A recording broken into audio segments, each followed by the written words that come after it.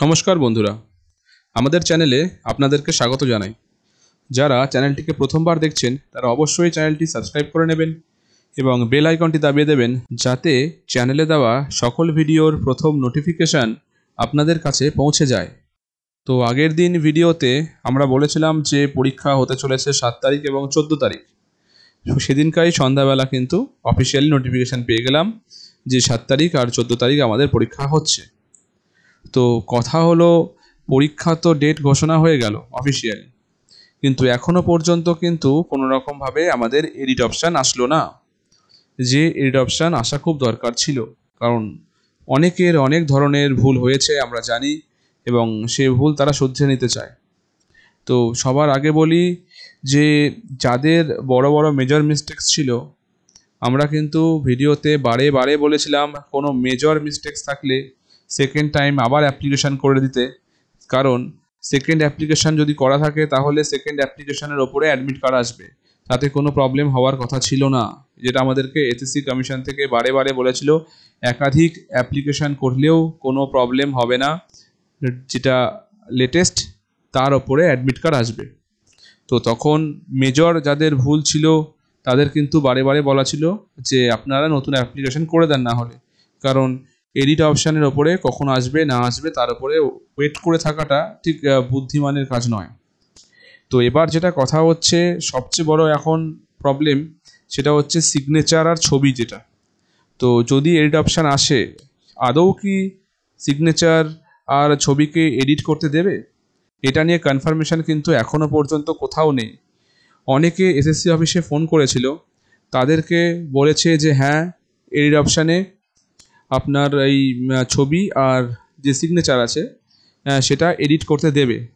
আবার অনেককে ফোন করে যখন জিজ্ঞাসা করেছে এই কথাটা, তাদেরকে আবার কমিশন থেকে হেল্পলাইন থেকে জানিয়েছে যে না, সেটা এখন বলা যাচ্ছে না যে কি হবে না হবে।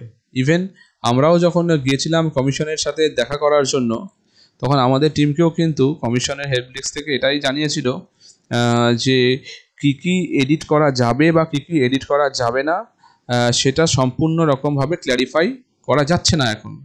এটা আপনাকে ওয়েট করতে হবে তার জন্য, কিন্তু এইট অপশান আসবে এই কথা আমাদেরকে বলেছিল। যাই হোক, এখনও আসেনি এইট অপশান। তো এবার কথা হচ্ছে, এডিট অপশানটা এখনও পর্যন্ত দিল না কেন?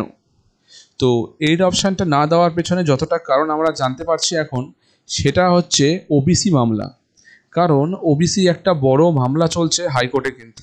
তো নতুন ওবিসি যে তালিকাটা সরকার দিয়েছিল, সেই নতুন তালিকার ওপরে স্থগিতাদেশ দিয়েছিল কলকাতা হাইকোর্ট। তো সেই স্থগিতাদেশকে চ্যালেঞ্জ করে সরকার বৃহস্পতিবার সুপ্রিম কোর্টে গিয়েছে, এবং সেখানে গিয়ে এই যে অর্ডারটা আছে, এই স্থগিতাদেশটাকে উঠিয়ে দেওয়ার জন্য একটা আর্জি জানায়।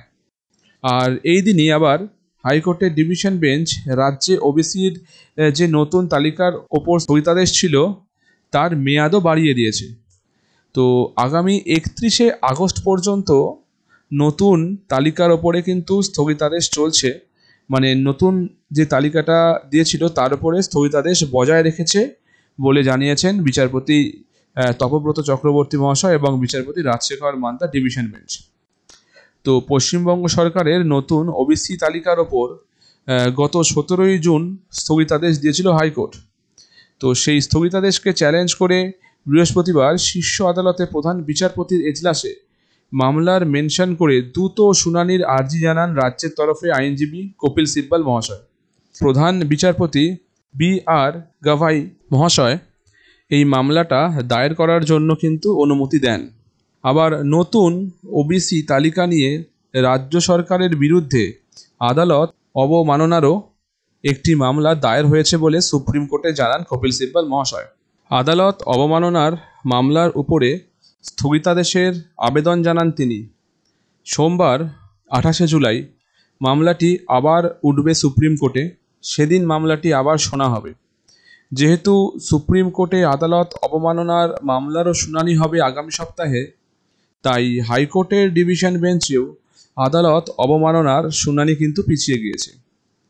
এ প্রসঙ্গে বলে রাখি, 2024 সালের মে মাসে রাজ্য সরকারের ৭৭টি জনজাতিকে নিয়ে ওবিসি তালিকাভুক্ত করার সিদ্ধান্ত খারিজ করে দেয় হাইকোর্ট। বিচারপতি তপব্রত চক্রবর্তী এবং রাজশেখর মান্তার ডিভিশন বেঞ্চ 2010 সালের পর থেকে তৈরি রাজ্যের সব ওবিসি সার্টিফিকেট বাতিল করে দেয়। হাইকোর্টের নির্দেশে প্রায় 12 লাখ সার্টিফিকেট বাতিল হয়ে যায়। তো এই সিদ্ধান্তকে চ্যালেঞ্জ করে সুপ্রিম কোর্টে দ্বারস্থ হয় রাজ্য সরকার। তাহলে আগামী 31শে আগস্ট পর্যন্ত তো একটা বাতিল যে আমাদের স্থগিতাদেশ সেটা কিন্তু চলছে। তো এই যে রায়, এই রায়টার ওপরে এই যে স্থগিতাদেশ চলছে, এই স্থগিতাদেশটাকে উঠানোর জন্য রাজ্য সরকার কিন্তু সব রকমভাবে তাড়াহুড়ো করছে। যতটা খবর, এই যে স্থগিতাদেশ এটা আগামী সপ্তাহে 28শে জুলাই আবার ডেট আছে। তো এই স্থগিতাদেশটাকে যদি ইন্টারিমভাবে উঠিয়ে দেওয়া যায় তাহলে একবারে ওবিসি কাস্ট যারা আছেন তাদেরও তো একটা এডিট অপশান আসতে হবে। আর যেখানে অলরেডি অফিসিয়াল নোটিফিকেশান করে এসএসসির তরফ থেকে জানিয়ে দেওয়া আগেই হয়েছিল যে কাস্টের আন্ডারে যে ঝামেলাটা চলছে হাইকোর্টের জন্য, সেটার জন্য ওদের একটা এক্সট্রা পরে ইনস্ট্রাকশন ওয়াইজ এডিট অপশান অবশ্যই আসবে। তো যতটা খবর শোনা যাচ্ছে, এই ওবিসি কাস্ট সার্টিফিকেটের এই ঝামেলাটা যতদিন না মিটছে ততদিন পর্যন্ত এই এডিট অপশানটি আসছে না, আপাতত তাই খবর। এবার এর মধ্যে বাই চান্স দিয়ে দিলে কিছু করার নেই, বাট আপাতত দেওয়ার কথা নেই। তো এবার কথা হচ্ছে যাদের সিগনেচারে প্রবলেম, আমি তাদেরকে নিয়ে বলি, যাদের সিগনেচারে প্রবলেম আছে, আপনাদের যাদের ছবি আপলোড করেছেন এবং সিগনেচার আপলোড করেননি তাদের জন্য স্পেশালি দেখুন, এডিট অপশান আসবে কি আসবে না তার উপরে অপেক্ষা করে এখনও বসে থাকবেন না। পরীক্ষায় কিন্তু যদি আপনার অ্যাডমিট কার্ডে সিগনেচার না থাকে তাহলে আপনারাও জানেন যে পরীক্ষা হলে একটা ঝামেলা বড় হতে পারে। ইভেন এটা নিয়েও কিন্তু পরবর্তীকালে যদি পরীক্ষা হলটাকে ম্যানেজ করা যায়, পরবর্তীকালেও কিন্তু একটা বড় প্রবলেম হবে সিগনেচার নিয়ে।